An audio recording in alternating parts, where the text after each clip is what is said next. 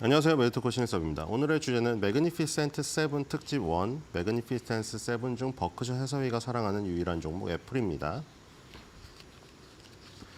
자, 일단 트럼프의 발자취를 봐야죠. 지금 트럼프랑 머스크의 발자취를 안 보면요, 주식시장에서 완전 소외됩니다. 그쵸? 자, 이 사진 기억나세요? 보여드렸죠. 개표 장면 보고 있던 3명. 제가 분명히 주목하라고 말씀드렸죠. 지금 아니, 개표 장면을 같이 보는 옆자리에 앉은 사람을 아무나 랜덤으로 뽑아서 안 칠 리가 있습니까? 경험 문제도 있겠는데. 머스크랑 데이나 화이트죠. 우리나라에는 해당되는 종목이 없지만 처음에 예전에 나홀로 집에 출연할 때 생각해 보세요. 누구랑 놀았는가. 예전에 누구랑 놀았죠? 트럼프가? 빈스 맥마헌이랑 맨날 돌아다니지 않았어요? 빈스 맥마헌 회장 요즘에 나이 들고 뭐 딸하고 다 저기 거의 물려줘서 안 나오는지 모르겠는데, 아니면 사이가 안 좋아졌는지. 기억나시죠? 남자분들 프로레슬러 그 헐크 호건하고 뭐 저 시절에 달러맨도 나오고 막 이랬잖아요. 그때 빈스 맥마헌하고 둘이 시합해가지고 저기 머리 밀기 대회에서 빈스 맥마헌 머리 다 밀어버린 거 아시죠? 물론 짜고 치는 고스톱이지만 그때 그렇게 친하게 지냈을 때 WWE라는 종목이 상장되어 있었죠. WWE라는 종목이 폭등했죠. 그리고 그 빈스 맥마헌의 아내 린다 맥마헌을 우리나라의 중소기업부 장관에 해당되는 자리에 앉혔죠. 트럼프가 2016년에 대선에 성공했을 때. 그렇죠? 그게 바로 대선 테마주죠. 진정한. 그렇죠? 그리고 2기 때 이제는 데이나 화이트랑 다닙니다. 그러니까 WWE도 뭐 나름 팬이 있어요. 근데 우리나라에서는 그걸 워낙에 숨겨서 그렇지 얘는 대놓고 하잖아요. 우리 이거 짜여진 각본이다. 그러니까 우리나라는 옛날에 막 그럴 리가 없다고. 진짜라고. 근데 이제 송강호 주연의 반치왕이랑 영화까지 나왔잖아요. 설탕으로 만든 포크를 준비해놨는데 진짜 포크로 찔러버리고 막 이런 거. 근데 우리나라는 그걸 인정을 안 한 거죠. 가짜라는 걸 인정을 안 한 거예요. 누가 봐도 박지희가 가짜인데. 그렇죠? 그래서 얘네는 그냥 각본이라고 하고 재미있게. 항상 이제 헐크 호건이 영웅이면 반대에 빌런이 등장하고. 그 이후로도 이제 계속 나오죠. 그 뒤에 뭐 더 락이라는 그 사람은 지금 할리우드의 최고 스타가 되어 있고. 자, 여기에 또 이제 그 브룩 레스너가 저기 갔죠. UFC로 가서 우승을 해버립니다. WWE에서. WWE가 그래서 계속 무시당했었잖아요. 또 가짜로 하는 거 아니냐. 근데 브룩 레스너가 UFC 가서 우승하잖아요. 근데 UFC에서 이 몇 조 번 사람이죠. 정찬성 선수도 이 사람 때문에 캐스팅됐죠. 자, 그래서 이 3명이 이제 이러고 있었는데, 자, 이게 괜히 여기서 앉아 있었다는 게 아니라는 게 어제 깜짝 등장 씬으로 나타났죠. 어제 갑자기 원래 일정이 없었습니다. 트럼프의 일정이 없었어요. 뒤로 가보겠습니다. 갑자기 등장했죠. 자, 데이나 화이트가 직접 챔피언 벨트를 매줬습니다. 이 헤비급, 브룩 레스너가 가서 우승했던 그 급이 헤비급이에요. 물론 브룩 레스너는 나중에 약물 복용으로 다시 퇴출됐지만 존 존스라는 선수가 우승했습니다. 그래서 데이나 화이트가 직접 벨트를 매줬고요. 자, 깜짝 등장인물. 저 자리에 있던 나머지 2명 등장했죠. 트럼프랑 머스크. 이 3명이 핵심 인물입니다. 이 3명이. 그러니까 지금 WWE가 뭐랑 통합됐죠? UFC랑 WWE가 통합됐잖아요. 그래서 TKO 그룹 홀딩스라고 상장됐죠. 그러니까 2016년에 WWE가 급등했듯이 TKO 그룹 홀딩스에 주목해야겠죠, 이제. WWE나 UFC가 통합돼가지고 같이 이제 저기를 갈 수가 있어요. 콜라보를 할 가능성이 있죠. 예전에 브룩 레스너도 왔다 갔다 했고, 그렇죠? 뒤로 가보겠습니다. 린다 로우지도 스타잖아요. 여자분들 좋아하시는. 자, 어쨌든 TKO 그룹 홀딩스를 주목할 필요가 있다. 왜냐하면 빈스 맥마헌에서 데이나 화이트로 옆에 있는 인물이 바뀌었기 때문에. 자, 이 빅테크 매그니피센트 7의 성장 속도입니다. 자, 지금 매그니피센트 7은 너무나 지금 커져 있는데 시작은 굉장히 미약했습니다. 시작은 미약했으나 끝은 창대하리라. 뭐 아직도 끝은 아니지만 어쨌든 시작은 매그니피센트 7이라고 부르기는 아주 초라했고요. 예전에는 예를 들어 2000년도에는 알파벳은 그냥 개인 회사였고요. 메타랑 테슬라는 이 당시에 태어나지도 않은 신생아도 아닌 없었습니다. 그냥. 페이스북이죠. 전신. 메타랑 테슬라는 설립이 안 되어 있었어요. 그런데 지금 현재 25년이 흘렀죠. 25년이 흐른 현재 총 가치를 따져봤을 때 15조 4천억 달러. 지금 매그니피센트 7 3총사 얘네 세 개가 시가총액 1위 경쟁을 하고 있죠. 전부 3조가 넘었습니다. 엔비디아도 지금 이건 7월달 기준이라 지금 넘어 있는 상태고요. 근데 여기서 엔비디아의 지금 이 시가총액 그 급증이 360배입니다. 2000년도부터. 근데 이 엔비디아가 시가총액이 360배 급증한 게 2012년 이후예요. 근데 7개 기업이 모두 상장한 첫 해가 2012년이거든요. 그래서 그 기준으로 2012년에 매그니피센트 7이 다 태어나 있었거나 어쨌든 7이 완성됐던 시기입니다. 그 뒤로 엔비디아가 360배 급증했고 애플은 7배 급증했습니다. 근데 덩치가 다르죠. 애플이 성장 속도가 떨어진 게 아니고 애플은 12년도에 이미 시가총액이 5천억 달러였습니다. 그러니까 거기서 7배 간 거고 엔비디아 같은 경우에는 이제 나중에 출발을 하게 된 거죠. 지금 엔비디아는 이 당시에 80억 달러였습니다. 2012년도에 애플은 5천억 달러, 엔비디아는 80억 달러였습니다.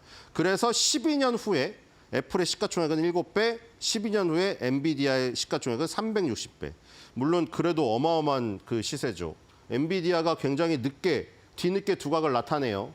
2018년도에 지금 그림이 그려져 있네요. 2018년도만 해도 엔비디아는 애플과 마이크로소프트의 10분의 1밖에 안 됐네요. 그렇죠? 10분의 1밖에 안 되던 것을 굉장히 빠른 속도로 지금 쫓아가는 모습이고요.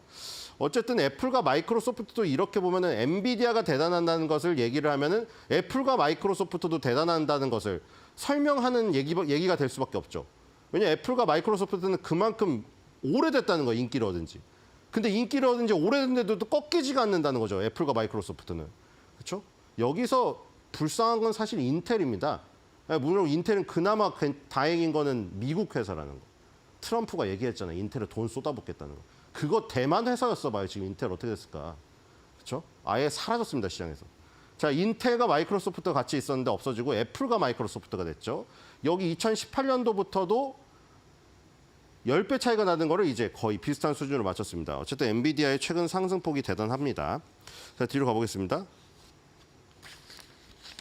자, 애플이 지금 이렇게 크게 된 배경에는 역시 아이폰이 있죠. 왜냐하면 예전에 애플은 원래 아이폰을 만들던 회사가 아니었고요. 2007년도에 맥의 비중이 43%고 아이팟의 비중이 35%니까 이걸 두 개 합치면 78%였습니다. 2007년에 매출 비중이. 저 때는 아이폰이 없었어요.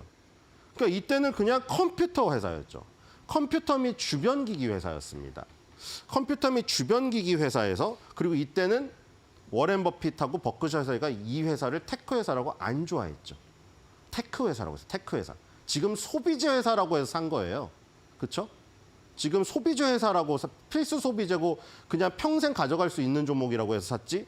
이때만 해도 2000년대 IT 버블 터지고 계속 테크에 대한 인식이 안 좋았었던 때입니다. 그렇죠? IT 버블을 맞췄고 워렌 버핏이 2007년도부터 어떤 변화가 일어나는데 바로 그게 아이폰이죠. 이때부터 워렌 버핏의 손녀가 아이폰을 원부터 계속 사기 시작한 겁니다.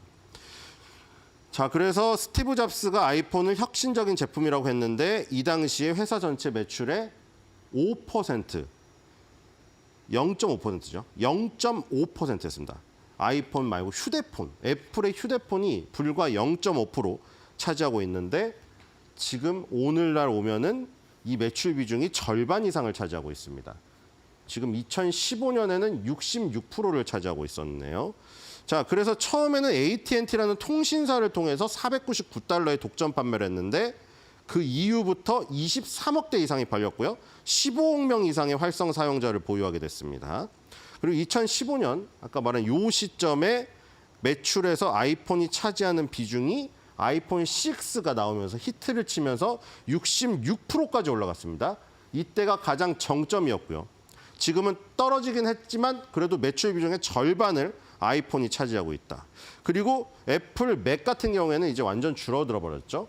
지금 맥이 2007년도에는 매출 비중에서 43%고 아이팟이 35%였는데 이 이후에는 쪼그라들었습니다.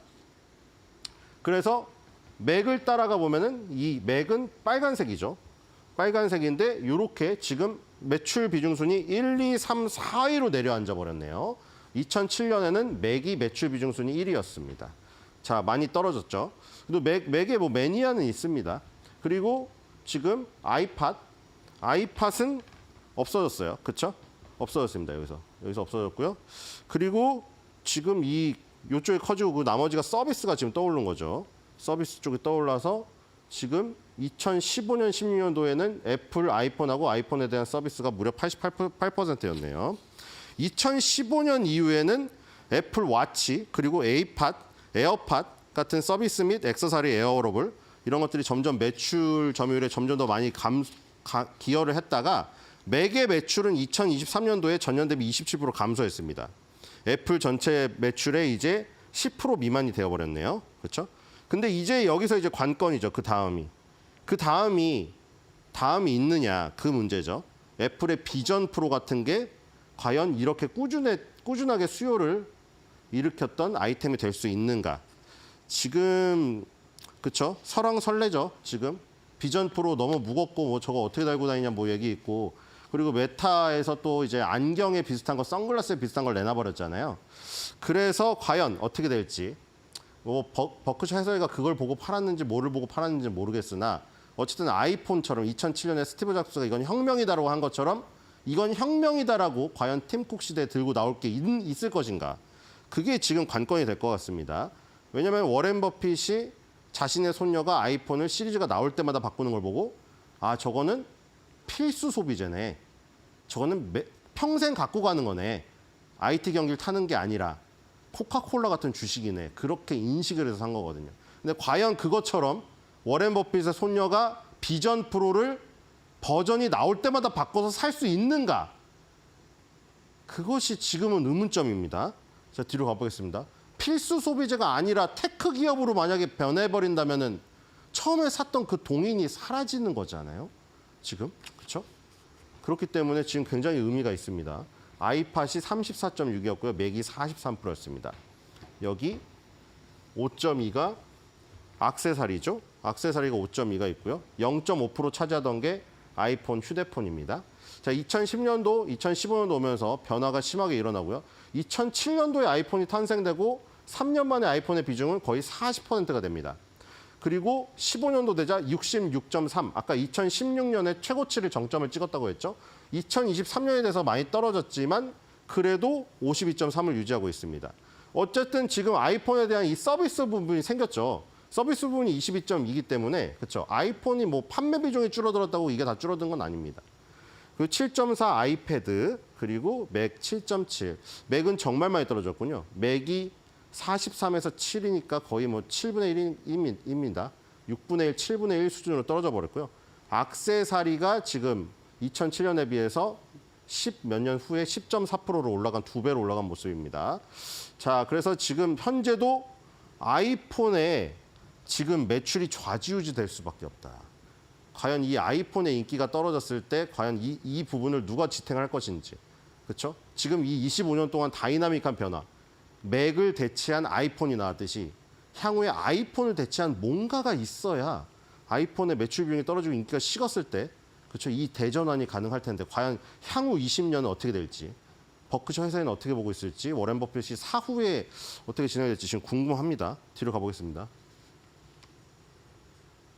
자, 그래서 애플의 아이폰 비중이 아직도 52.3을 차지하고 있기 때문에 애플의 아이폰이 순위가 결국 중요하겠죠.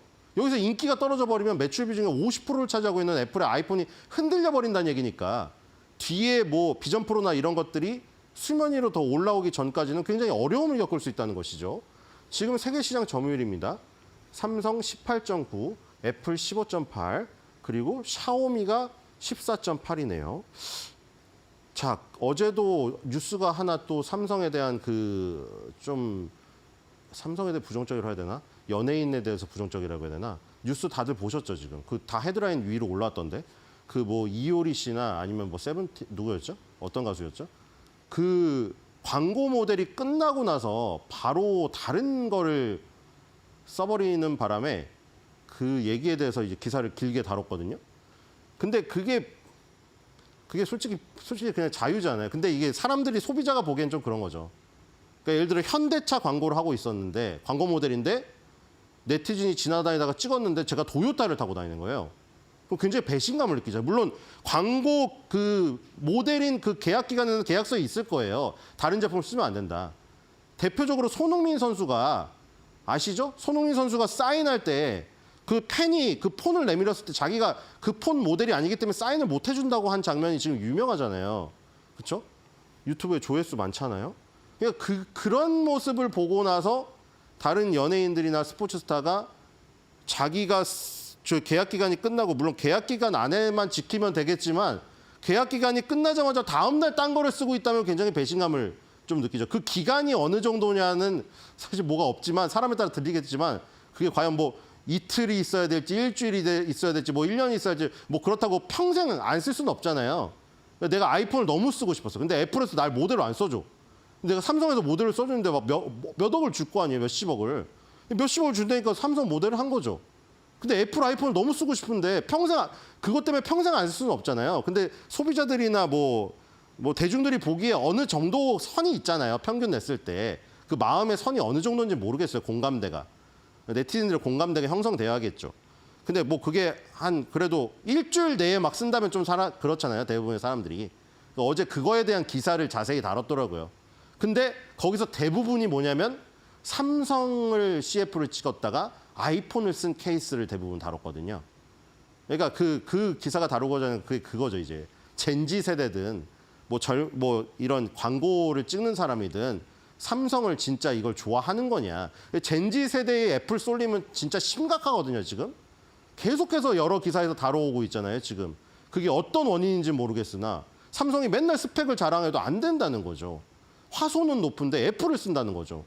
뭐 이제 분석이 이제 더 깊어지니까 막 거기까지 갔어요, 이제. 기성세대가 쓰는 게 싫어서. 아빠, 엄마가 삼성을 쓰니까 난 싫다. 뭐 이런 개념이거든요, 지금. 젠지 세대들은. 젠지 세대들이 일단 크면은 애플을 계속 쓸 거 아니에요.